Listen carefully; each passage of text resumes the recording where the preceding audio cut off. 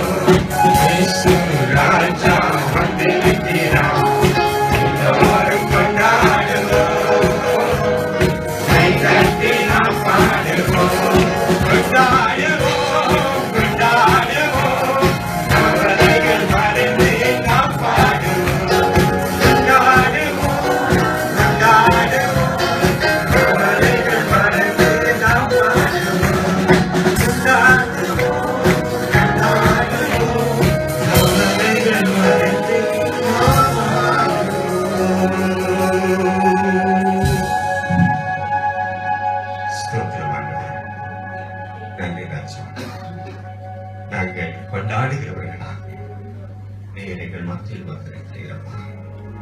ஆண்டவரே, உடைய பிரசனத்தை உணர்ந்தவர்களாக நாங்கள் மகிழ்ப்படுத்துகிறோம். நீர் வாழ்க, நீர் வாழ்க, நீர் வாழ்க. ஆண்டவரே, எங்களோடு கூட பேசுவா. எங்கள் ஒவ்வொருவரையும் எங்களை ஆண்டவரே தாயின் கருவில தெரிந்து கொண்டவர். ஆண்டவரே, நாங்கள் இந்த இடத்துல இருப்பது உடைய சுத்தம். இந்த நேரத்துல ஆண்டவரே, உடைய பிள்ளைகள் எல்லாரையும் சந்திப்பது உடைய சுத்தம். ஒருவேளை ஆண்டவரை நான் தூர இடத்திலிருந்து வந்திருந்தால் ஆண்டவரை உடைய நாதி தீர்மானத்தின்படி நாங்கள் ஒன்று கூடியிருக்கிறோம். ஒருமனப்பட்டவர்களாக ஆண்டவரை உண்மை மகிமைப்படுத்தும் உண்மை வாரும் என்று நாங்கள் அழைத்திருக்கிறோம். எங்களுடைய உள்ளத்தின் வாஞ்சைகளை ஏற்று எங்கள் மத்தியில் இறந்து வந்ததற்கான நன்றி. துதிகளின் மத்தியில் வாசம் செய்கிறவரை, தூயவரே, நல்லவரே, வல்லவரே, போதுமானவரை, இறக்கமானவரை, இறக்கம் செய்கிறவரை, அன்பு பாராட்டுகிறவரை நன்றியோடு நாங்கள் வார்த்தை எங்களோடு கூட பேசும் என்று சொல்லி நாங்கள் சொல்லுவோம். இந்த நாளின் ஆசீர்வாதத்தின் மன்னாவை வேற எங்களுக்கு அனுப்பி தர வேண்டும் என்று சொல்லி சொல்லி உங்களுடைய மக்களை அறிந்திருக்கு, உங்களுடைய தேவைகளை அறிந்திருக்கு, தேவைக்கேற்ப ஆசீர்வதிக்கிற தேவன் நீர் என்று சொல்லி நாங்கள் விசுவாசிக்கிறோம். அப்படியாக அடியனை மறைத்து நீர் வெளிப்படும் நாங்கள் உண்மை காணுகிறோம்.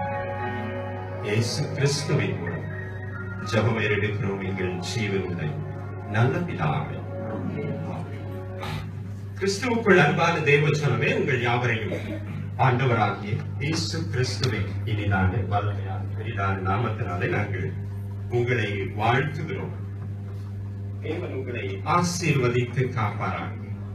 ஹல்லேலூயா, ஹல்லேலூயா, ஹல்லேலூயா. நீங்க எல்லாரும் மகிழ்ச்சியா இருக்கிறீர்கள் என்று சொல்லி நான் அறிந்திருக்கிறேன். ஆண்டவருக்குள் மகிழ்ச்சியா இருப்பது நல்லது. அதற்காகவே நாம் இந்த இடத்திற்கு வருகிறோம். ஆம்தானே? எல்லாரும் எதற்காக நம்ம ஆலயத்திற்கு வருகிறோம்? ஆண்டவரோடு கூட மகிழ்ந்து இருப்பதற்காக வருகிறோம். கண்ணீர் எல்லாம் தூர வைத்துவிட்டு, கவலைகளை எல்லாம் தூர வைத்துவிட்டு, வருத்தப்பட்டு பாரம் சுமக்கிறவர்களாக ஒருவேளை நாம் அந்த படிக்கட்டு மேலே ஏறுகின்ற பொழுது ஆண்டவர் நம்மை பார்த்து சொல்லுகிறார், வருத்தப்பட்டு பாரம் சுமக்கிறவர்களை நீங்கள் எல்லாரும் என்னிடத்துல வாருங்கள், நான் உங்களுக்கு இளைப்பாறுதல் தருகிறேன் என்று ஆண்டவர் சொல்லுகிறார். அப்படியா இந்த வசனத்தை நாம் விசுவாசிக்கிறவர்களாக ஒருவேளை நாம் இந்த இடத்துக்கு வருகிறவர்களாக இருப்போம். நம்முடைய பாரங்களை என்ன செய்ய வேண்டும்?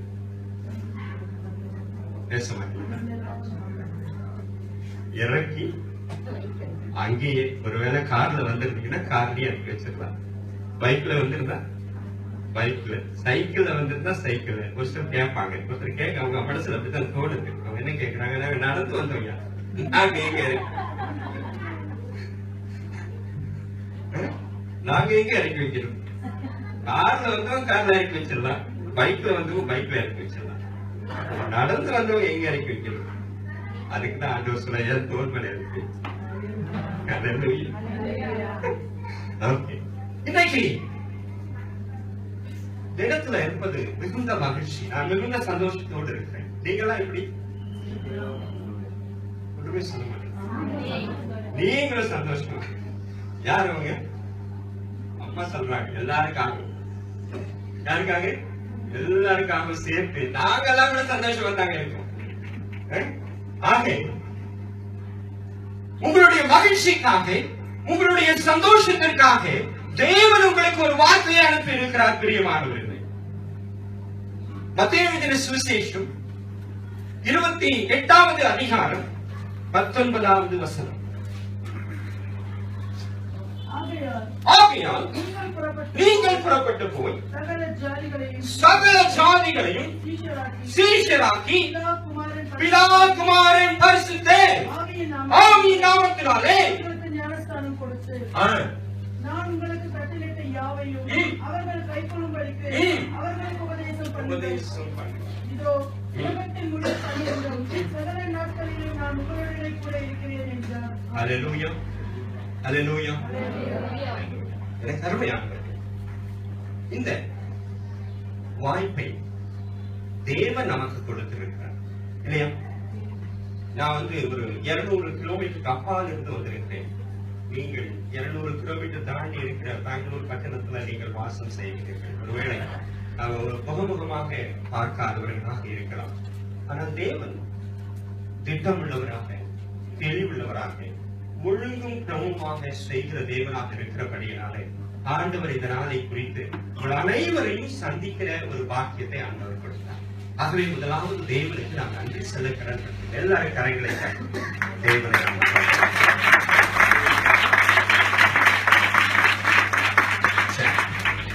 அடுத்ததாக இந்த வாய்ப்பை உங்களுடைய போதகர் சொன்னாரு, நான் முகம் பார்க்கிறேன், அவர் கருப்பா சகப்பான்னு தெரியல அப்படின்னு சொன்னார். ஆனா எனக்கும் அதேதான். ஆனா நான் சொல்ல முடியாது. நான் அப்படி என்ன சொல்ல முடியாது? அவர் கருப்பா சகப்பா அப்படின்னு சொல்ல முடியாது. ஏன்? தேவன் எல்லாவற்றையும் எனக்கு முன்பாக இருந்து செய்கிறவராக இருக்கிறார். எனக்கு முன்பாக அவர் போகிறார்.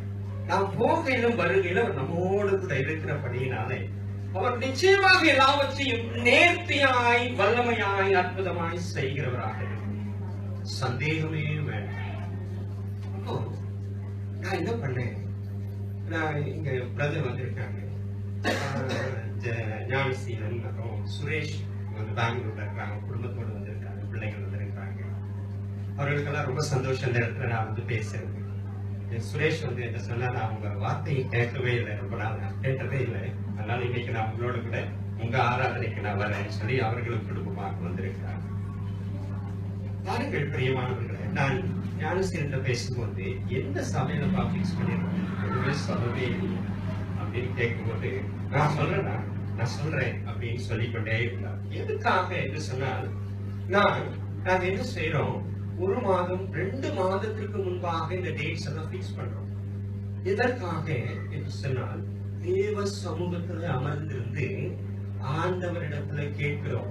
நாம் முகமுகமாக பார்க்காதவர்களாக இருக்கலாம், ஆனால் உங்கள் முகங்களை தேவன் எங்களுக்கு வெளிப்படுத்துகிற தேவனாக. ஏன்?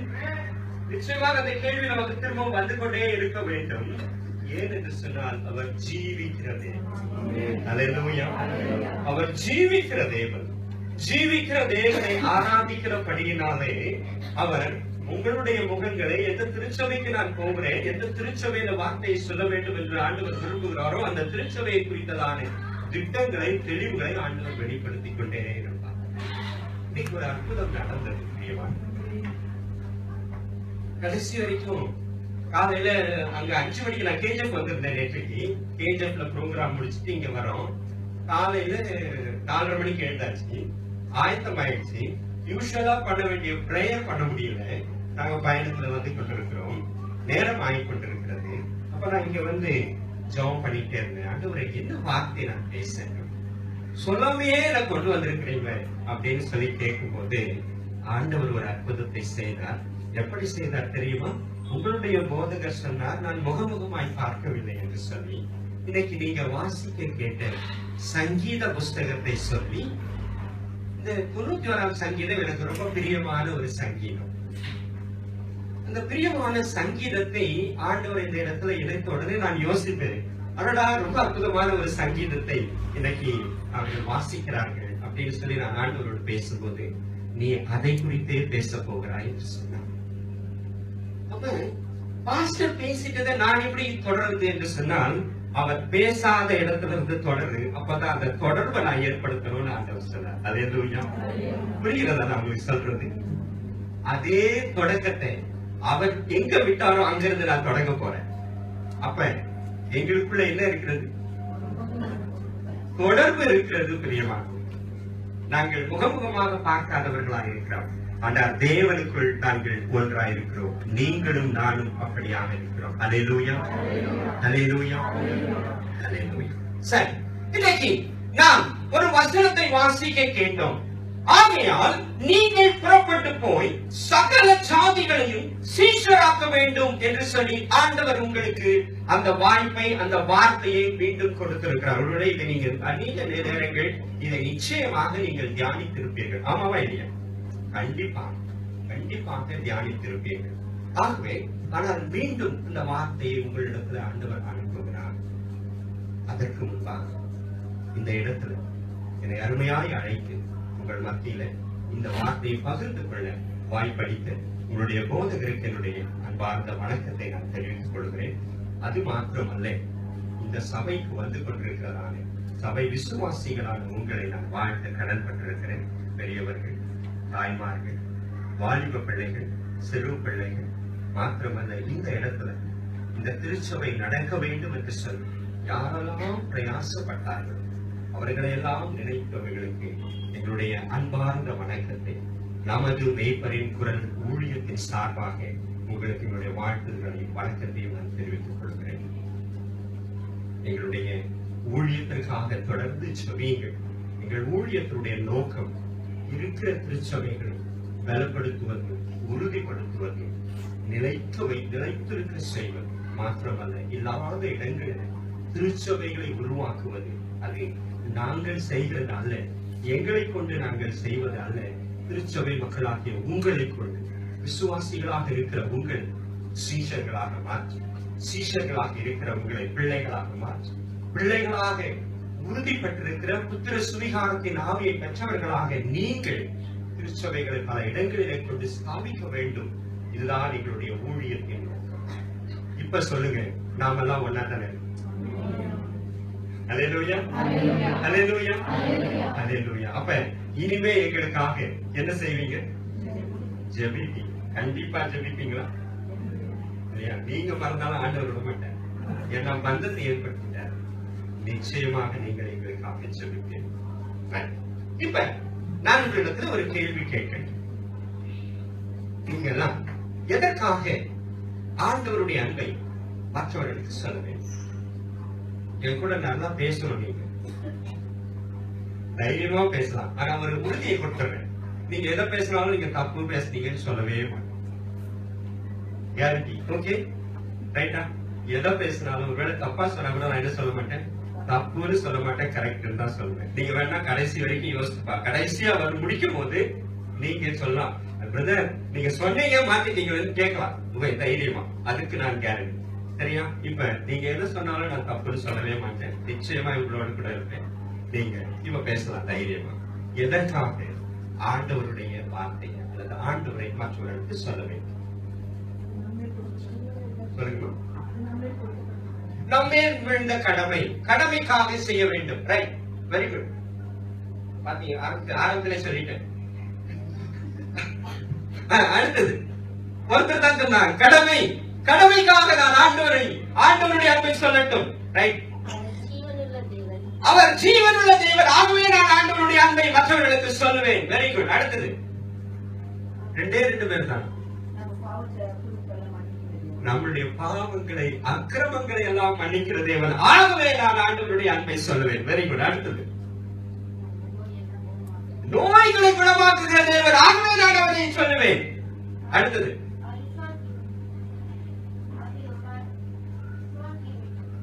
அவரை அவரை நான் விசுவாசிக்கிறேன். விசுவாசி என்கிற அடிப்படையில நான் சொல்ல வேண்டும். கரெக்டா? Right, okay. அடுத்தது சீக்கிரமா சொன்னா தானே, ஆனா லேட் ஆயிடும். நான் உண்மையிலேயே நான் ரொம்ப நேரம் ஆயிடும், அதனால சீக்கிரமா நானே முடிக்கணும்.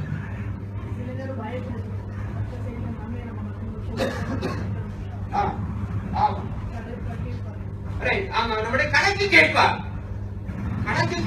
அப்படிங்கிற ஒரு எண்ணம் இருக்கிறதுனால நான் ஆண்டவருடைய அன்பை சொல்லணும். ரைட், எனக்கு கிடைத்த ரட்சிப்பு மற்றவர்களுக்கு கிடைக்க வேண்டும். Very good. நிறைய விஷயம் இதெல்லாம் நமக்கு தெரியவே இல்லை. உண்மையிலே சொல்றேன், ரியலா ப்ராமிஸ். எஸ், இந்த பக்கம் ஒண்ணுமே சொல்ல மாட்டேன்.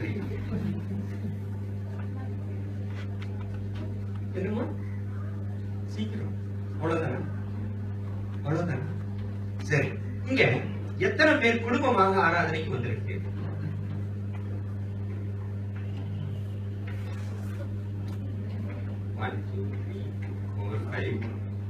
அது டபுள் ரிப்பீட் ஆயிடுச்சு. 5 பேர். அப்ப நம்ம குடும்பத்துக்கு என்ன சொல்லல? சத்தியத்தை சொல்லுது. ரைட்டா? இப்ப நீங்க சொன்னதை வச்சே பாருங்க, கடமை இருக்கிறது.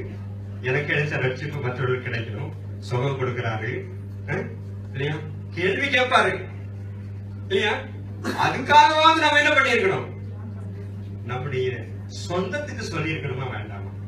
ஆனா சொல்லாம விட்டுட்டோமே, கண்டிப்பா இல்லையா?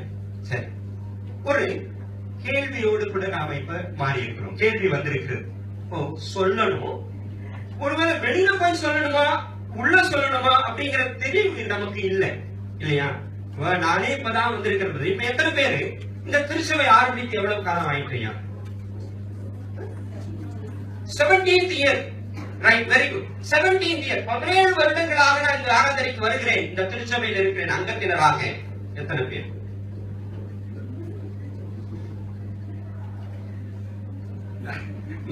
நிறைய ரகசியங்கள் வெளிப்படுது. Okay, very good. 15 years. 14 years. 13 years. 12, 10, 5, 2 years. 1 year. ஒரு வருடம். பாஸ்டர் பின்னாடி என்ன சொல்றாரு தெரியுமா? எல்லாரும் போய் பேசுறாங்க. கையெழுத்து வெக்கம் அப்படிதானே? Very good, right.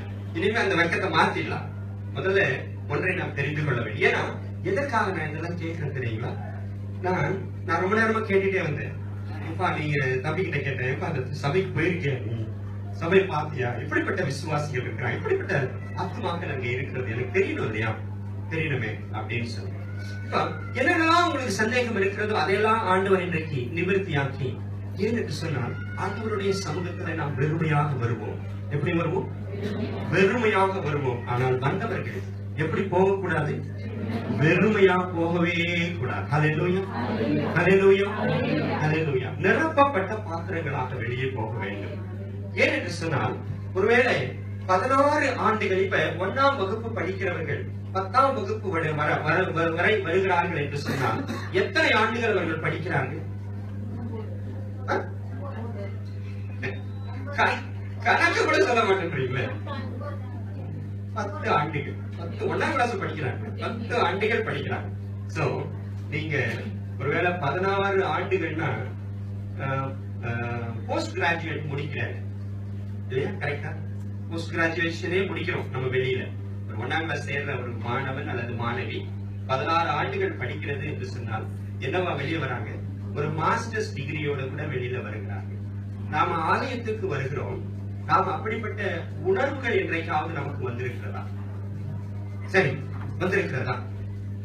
இந்த வேதாகமத்தினுடைய மதிப்பை நாம் அறிந்திருக்கிறோமா? ஒரு சகோதரி, அவங்க நம்பூதிரி சமூகத்தை சேர்ந்தவர்கள். நம்பூதிரிகள் என்று சொன்னால் உங்களுக்கு தெரியுமா?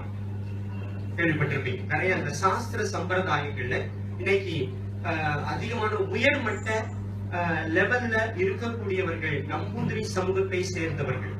அந்த சமூகத்தை சேர்ந்த ஒரு சகோதரியை நான் சந்தித்தேன். அவர்கள் ஆண்டவரை ஏற்றுக்கொண்ட விதத்தை என்னிடத்துல பகிர்ந்து கொண்டிருந்தார்கள். அப்படி பகிர்ந்து கொண்டிருக்கும் பொழுது அவர்கள் என்னை பார்த்து சொன்னார்கள், நீங்கள் பாக்கியவான்கள் என்று சொன்னார்கள். இப்ப நீங்களும் இன்னைக்கு அந்த பாக்கியத்தை நான் உங்களுக்கு கொடுக்க ஆசைப்படுகிறேன்.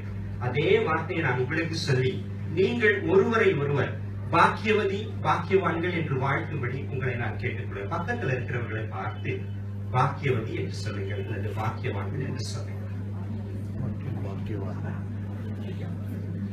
சொல்லிட்டீங்களா? எல்லாருமே எல்லாம் சொல்லிட்டீங்களா? எல்லாம் சொல்லியாச்சு. Very good. அப்ப கூட மகிழ்ச்சி வரலையே. பாக்கியவதி நம்ம சொல்லி இருக்கிறாங்களே, பக்கத்துல இருக்கிறவங்க சொன்னாங்களா? ஆமாவா இல்லையா? ஆமா, நம்மை பாக்கியவதி என்று சொல்லி இருக்கிறார்கள். அப்படி என்றால் என்ன? பாக்கியவதி என்றால் என்ன? பாக்கியவான்கள் என்றால் என்ன?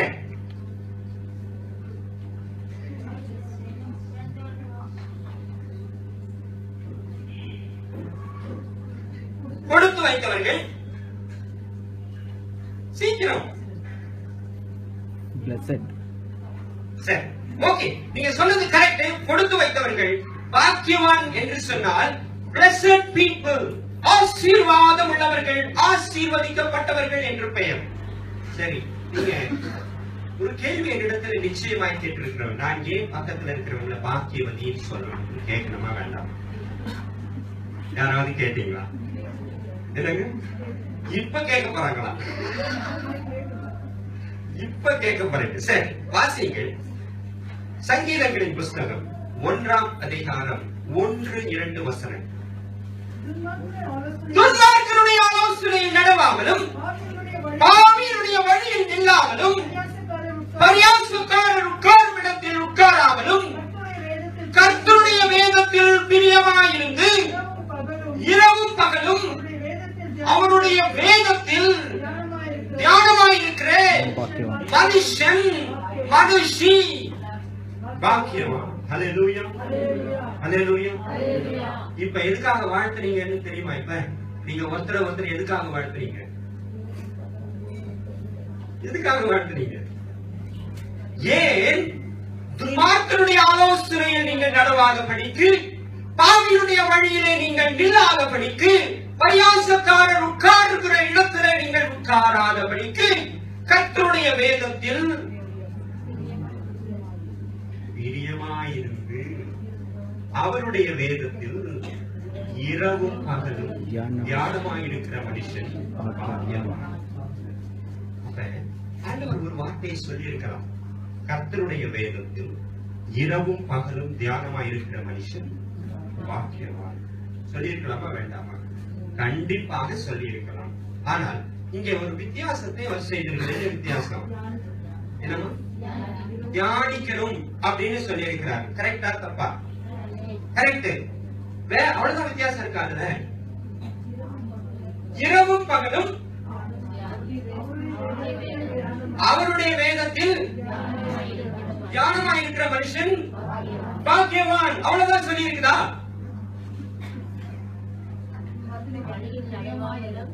பிரியமாயிருந்து. ஹல்லேலூயா. அதுதான் ரொம்ப அவசியம். கர்த்தருடைய வேதத்துல பிரியமாயிருந்து இரவும் பகலும் அவருடைய வேதத்தில் தியானமாயிருக்கிற மனுஷன் பாக்கியவான். எத்தனை பேரு கர்த்தருடைய வேதத்துல பிரியமுள்ளவர்களாக இருக்கிறீர்கள்? ஒருவேளை அப்படி பிரியமா இல்லாத பட்சத்துல இன்னையிலிருந்து பிரியமுள்ளவர்களாய் மாறிவிடுங்கள் என்று சொல்லி நீங்கள் பக்கத்துல இருக்கிறவர்களை வாழ்த்துகிறீர்கள். கரெக்டா? கரெக்டா? ஆமாவா? சரி சரி, சங்கீதம் 91க்கு போயிடலாம். 91க்கு போயிடலாம். 91ல 2, 3, 14வது வசனத்தை மாத்திரம் வாசிங்க. நல்லா கவனிக்கிறோம். நான் கேள்வி கேட்பேன். நான் கர்த்தரை நோக்கி, நீர் என் அடைக்கலம், என் கோட்டை, என் தேவன், நான் நம்பியிருக்கிறவர் என்று சொல்லுவேன். அவர் உன்னை வேடனுடைய கண்ணிக்கும் பாழாக்கும் கொள்ளை நோய்க்கும் தப்புவிப்பார். அவன் என்னிடத்தில் வாஞ்சியா இருக்கிறபடியால் அவனை விடுவிப்பேன். என் நாமத்தை அவன் அறிந்திருக்கிறபடியால் அவனை உயர்ந்த அடைக்கலத்தில் வைப்பேன். சரி, இப்ப பாஸ்டர் எல்லாத்தையும் அழகா விளக்கிட்டார். கரெக்டா? அந்த வசனங்களை எல்லாம் விளக்கினார். ஆனால் இதுல ஒரு விசேஷம் ஒன்று இருக்கிறது. அதை இப்ப நீங்க கண்டுபிடிச்சு எனக்கு சொல்ல போறீங்க. 3 வசனத்தை